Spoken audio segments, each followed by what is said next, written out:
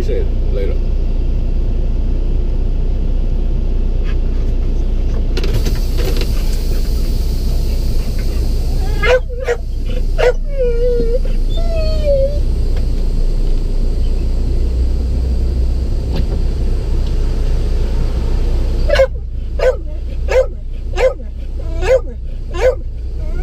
You always gotta take it slow. Take it slow pulling out of these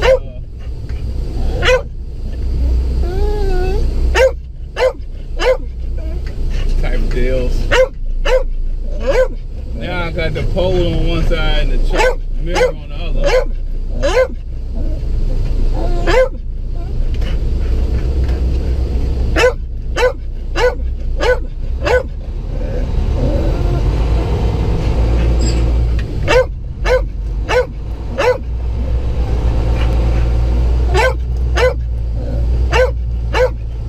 Stop. Still got to close the door and maybe slide the tandem. These people are riding right behind me like stop!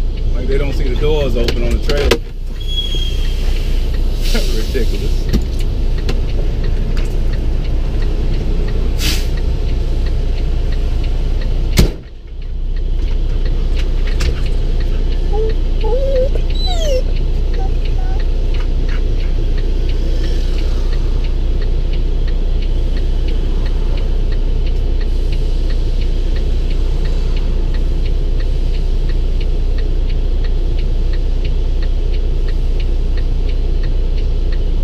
Traffic is now flowing smoothly on your route.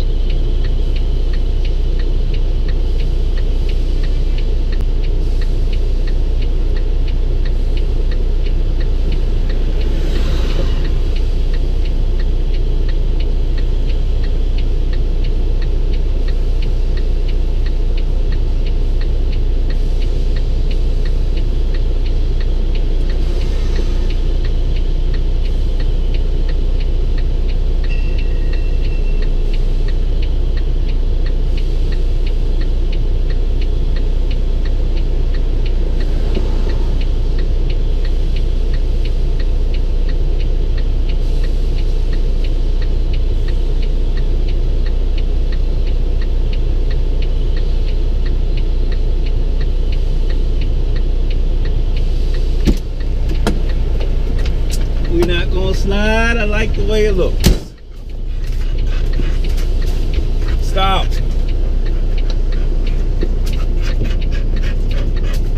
Sit down. Go over there, sit down. There you go. That's right, buddy. Let's ride. Let's ride, buddy. Let's ride. Some message to dispatch.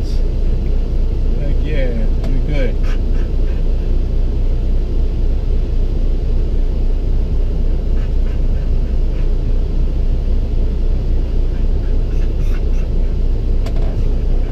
Maybe not. All right, let's see. How did I get it here? Okay, I need to make a right. Don't pay no attention to the GPS. It's trying to tell me to do something different. Making a right on Citrus. GPS wants me to go left. Turn left on Citrus Boulevard. Whew, that's a lot of curve right there.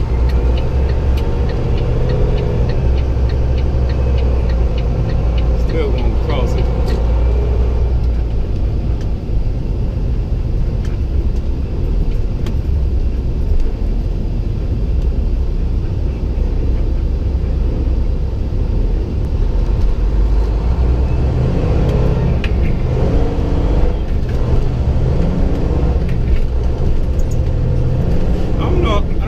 To explain it, but especially when you have a look at these curves to the right. When you have a heavy load and you crossing curves, running across curves like that, you gotta pay attention to the angle at which you cross those curves. because if you put too much sideways pressure against that tire from that curve, then you could break the seal. And of course, then you're going to lose all the air in your tire. Continue 3/4 of a mile to the end of the street, then turn left. That's what I'm going to do. So, you know, you really want to cross it. You don't want to be crossing it at a, you want to cross it at enough of an angle. Wait a minute. Oh, okay. You want to cross it at enough of an angle. Which way did that go? Oh, that guy moved. He drove me off there. The guy working on the line there, he was up here further. Yeah, when you cross a high curve like that, you want to be at enough of an angle that you can cross the curve and not press the sidewall of the tire away from the rim. If that makes any sense.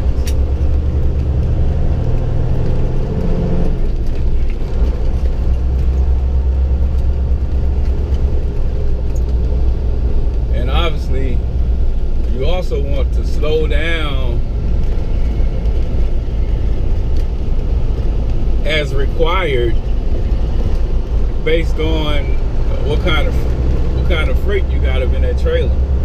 Like what I have is double stacked pallets, and they're pretty much I mean, each stack, the floor and the top stack, is at least a little bit higher than waist level. So this is a high center of gravity load, and the pallets don't even appear to be all that stable. The plastic bags, a bunch of boxes on each pallet, and shrink wrap. But my assessment is that these pallets are not that hard to shift. This may be why. This may be Turn why. left at the traffic light. Should be on the outside. This may be why they tried to send me the other way, because all these curves on the road. I don't know. But obviously, driving a truck and you're going around these curves, you have to pay special attention to the traffic beside you, because the lanes are not wide enough to keep every wheel inside the lane. So, oh, you see the nice little birdie? So there's that. And you want to pay attention to these lanes as early as possible. Like right now I'm on the inside of this turning lane. I'm pretty sure this is a major intersection. I'll have plenty of room, but like if it was obviously a much smaller intersection, and you can look at the cars up there and get an idea of how much space you got. That median sticks out a good little ways, but it still looks like I got plenty of room. Because if it didn't look like that, then I would quickly try to get over into that other lane. And also, honestly, Clearview takes us, let me see, it's on my picture. I think Clearview takes us all the way to I-10. So, yeah. See how much space this is? We got plenty of space. Yes, it's saying now. I'm gonna stay in this middle lane. In 2 3/4 miles, take the ramp on the right to I-10 West toward Baton Rouge. Yeah, and that's why I was gonna maintain position in the middle lane. I wasn't sure if I needed to go to the right or the left to get on the interstate. It says to the right. We'll see for sure when we get up there. Sometimes it's not. What's all of this?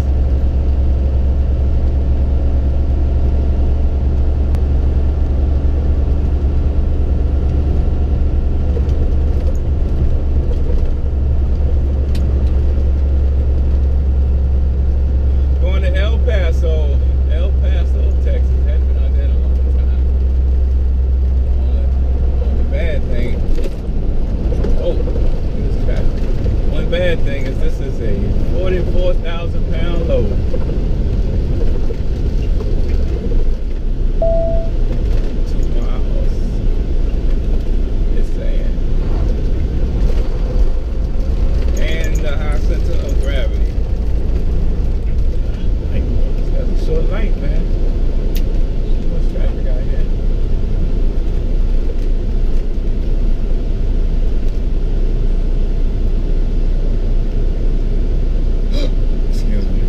hit that Baton Rouge traffic.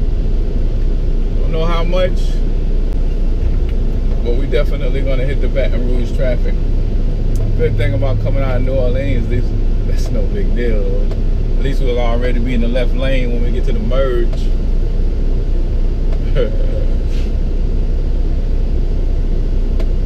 Left lane will be the left lane, center lane, I mean the right lane will be the center lane when we get to the merge. I have 7 hours left to drive. 7 hours left to drive, excuse me.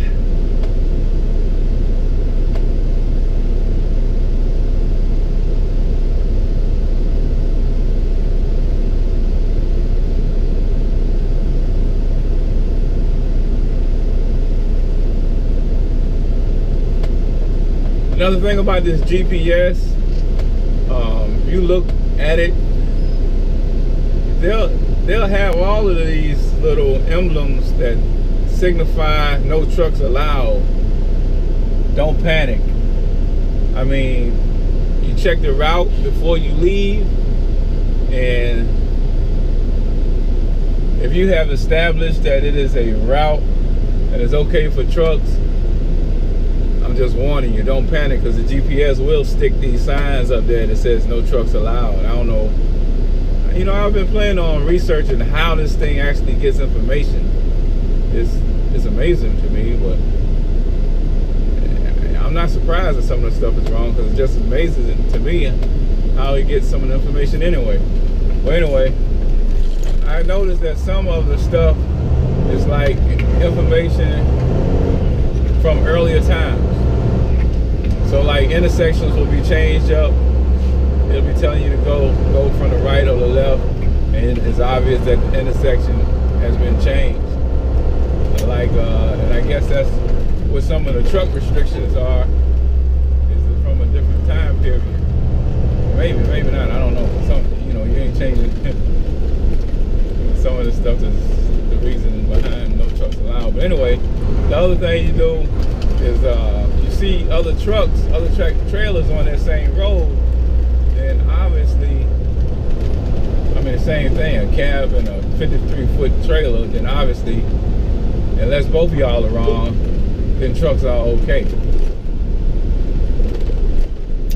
So I know some people panic at the smallest little thing, and so I'm just telling you, you know, if you done checked it out, don't panic. It's going to give you some information. The reason I thought about that is because I see something on there right now that's telling me that it's no trucks allowed just before I get to the ramp for the interstate. No good and well trucks are allowed. Why the whole rest of this roadway trucks are permitted, and right there at the ramp to get on the interstate, trucks will not be allowed? That's ridiculous. So use a little common sense, but you're going to check the route anyway before you take it. I mean, even though this is a truck route GPS, clear view.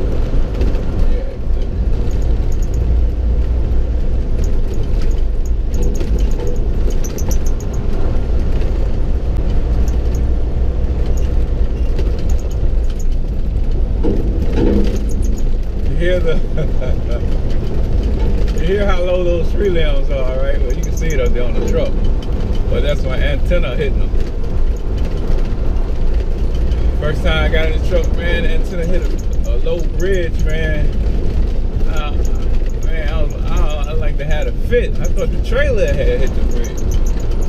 The antenna don't really look that tall.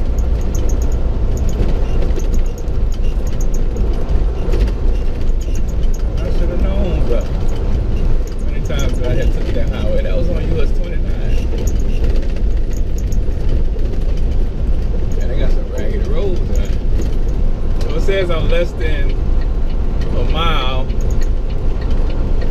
I'm almost hesitant to do it, but I'm gonna go ahead and get over here. Okay, I see a sign up there. And like I told you before, I'm gonna leave. I'm not going to rush. I'm not going to get beside this truck because this truck might need to get in this lane. But that's at the east. So you know we got to work together. That's saying east. I don't know if we'll just have to see. Now sometimes that would mean that this lane only goes east, or it might mean, okay, it said right lane must turn. In 1/2 mile, take the ramp on the right to I-10 West toward Baton Rouge.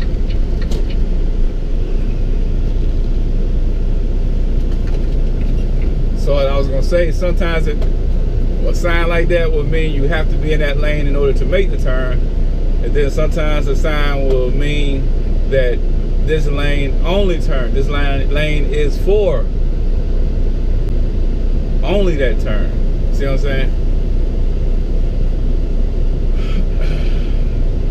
And you know, that's a judgment call. That's why I said I'm reluctant to get in that right lane. I'm thinking about staying in the center, but I went on and got in the right lane.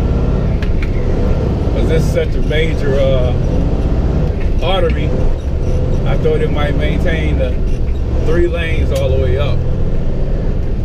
Or at least in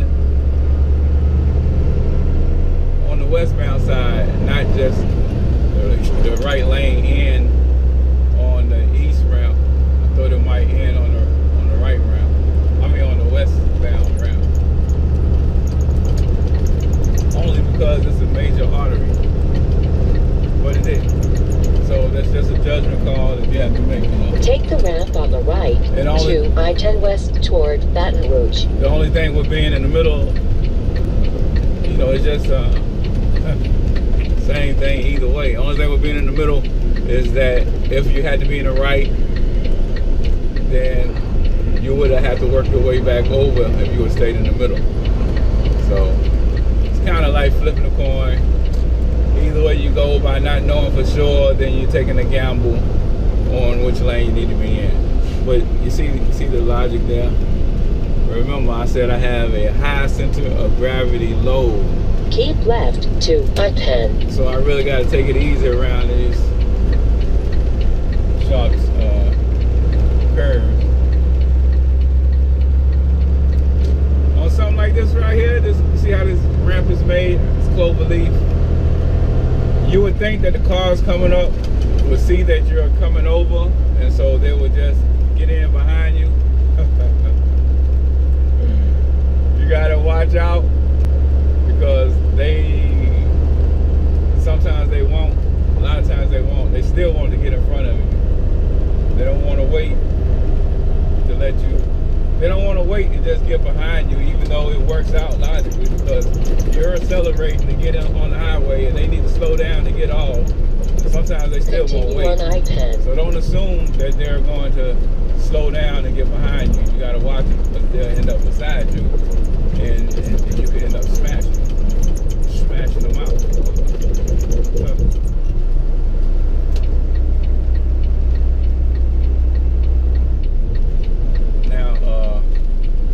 Seen this truck behind me, like allowing me all this space, and that made me wonder what was going on. And sure enough, these 2 lanes to the right exited. So little clues, little signs for reading the highway, little signs. By the way, and I did a little light switch on the truck. Because basically what he did, he was allowing me to get over in case I needed to get over.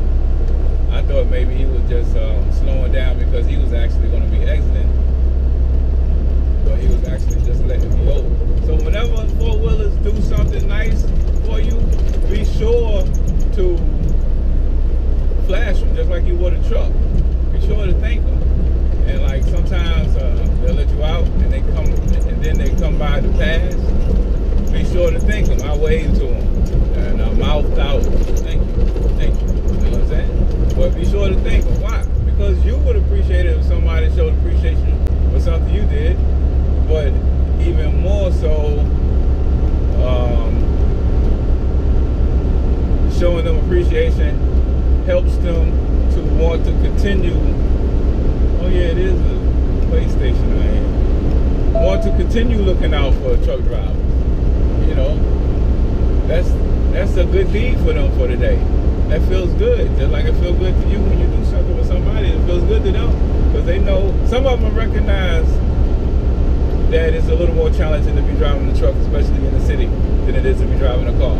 And so that they understand that they are actually were helpful when it's congestion or any challenges where you're driving a tractor trailer at, and they look out for you. They understand that they just did something good. So they feel good about it. The observer feels good about it, and they are motivated to continue to look out for truck drivers. So as they use this highway system and share the road with us in the future.